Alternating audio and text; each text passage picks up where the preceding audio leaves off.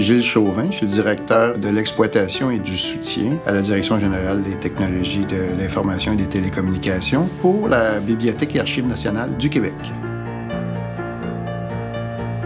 Est-ce qu'on va être encore capable de lire un fichier Word dans 40 ans, dans 50 ans, dans 100 ans? La pérennité des formats, puis d'être capable de les accéder dans une centaine d'années, c'est extrêmement important. Donc, notre but, c'est d'être garant de la production, de s'assurer que c'est sécure, c'est toujours disponible et c'est toujours performant.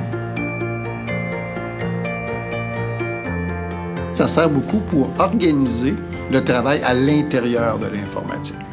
C2 va nous permettre d'avoir des métriques et d'avoir une meilleure connaissance où investir pour améliorer nos systèmes, qui ne sont pas seulement des demandes informatiques, la gestion des immeubles, la gestion de la sécurité, gestion de demandes aux services juridiques. On va intégrer de plus en plus de processus d'affaires de toute l'organisation à l'intérieur de C2. C2 Atomes nous donne un grand niveau d'autonomie. À partir du moment où on a des gabarits, le travail peut s'accomplir facilement, autant au niveau d'un spécialiste qu'un programmeur, quelqu'un en support, que le manager lui-même. Et c'est là que ça devient aussi facile pour les usagers de s'y reconnaître.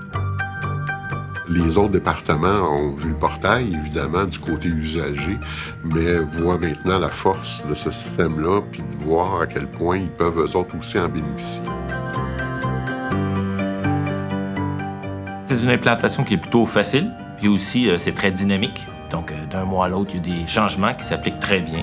On reçoit souvent des courriels de sondage qui nous permettent de savoir où le projet va s'en aller, et ça nous permet de participer nous-mêmes à l'évolution du système.